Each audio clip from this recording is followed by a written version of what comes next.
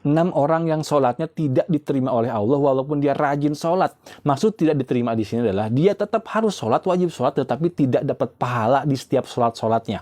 Yang pertama, man ata kahinan aw arafan fasa'alahu an syai'in lam tuqbalahu sholatu arba'ina lailah aw arba'ina yaum. Yaitu orang yang datang kepada peramal, bertanya tentang ramalan, tentang gini nasib gini ya, atau kepada dukun, kepada paranormal, walaupun pakaiannya seperti ustadz, awas jangan ketipu sama casingnya karena prakteknya praktek perdukunan. Lalu dia bertanya sesuatu, walaupun dia tidak percaya, walaupun cuman main-main, cuman iseng-iseng bertanya kepada peramal, pada dukun, maka lam tuqbalu sholatu arba'ina lailah. Tidak diterima sholatnya, nggak dapat pahala sholatnya. Apalagi kalau sampai dia membenarkan fasaddaqahu bima yaqul faqad kafaru bima unzila ala Muhammad.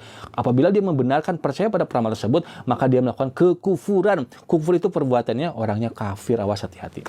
Yang kedua, man syaribal khamro lam tuqbalahu sholatu arba'ina lailah, yaitu orang yang meminum khamr. Ya, kalau dia tidak bertobat, maka 40 hari sholatnya nggak diterima, nggak dapat pahala tuh kalau dia nggak bertobat. Itu nomor 2. Sekarang nomor 3. Rojulun amma qauman wahum lahu karihun, yaitu seorang yang menjadi imam padahal dia dibenci oleh makmumnya, dibenci oleh kaumnya. Dia tuh memaksain jadi imam padahal makmumnya nggak suka. Ya, atau imam di sini adalah khalifah, pemimpin, sultan atau presiden. Ketika dia memimpin lalu dibenci dan tidak disukai oleh rakyatnya, oleh kaumnya, maka juga terancam tidak diterima salatnya. Sekarang nomor 4, yaitu wa mar'atu batat wa zawjuha 'alaiha sakhitun, yaitu seorang istri yang dia tidur padahal suaminya nggak suka pada dia, padahal suaminya sedang marah kepada dia, padahal suaminya sedang tidak ridho kepada dia. Maka usahakan selalu setiap waktu, setiap saat agar suami tetap ridho. Jangan sampai ada waktu di mana suami itu tidak ridho kepada kita. Kalau terlihat suami sedang tidak ridho, sedang manyun, sedang marah, segera minta maaf. Supaya apa? Supaya pintu-pintu neraka segera ditutup dan pintu-pintu surga segera dibuka. Karena kalau suami sedang marah, maka pintu-pintu neraka dibuka dan pintu surga ditutup bagi istri.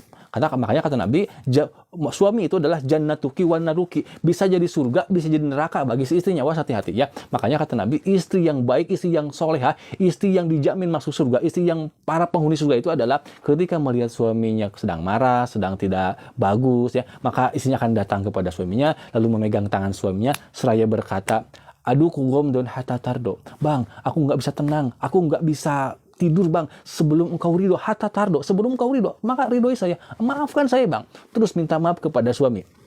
Itu nomor 4. Sekarang nomor 5 nih, nomor 5 nih ya. Al-abdul abiqu hatta tarji, yaitu seorang budak hamba saya yang kabur dari tuannya. Maka selama dia kabur, tidak akan diterima, nggak dapat pahala sholatnya, hatta yarji, sampai dia kembali. Itu nomor 5. Sekarang nomor 6.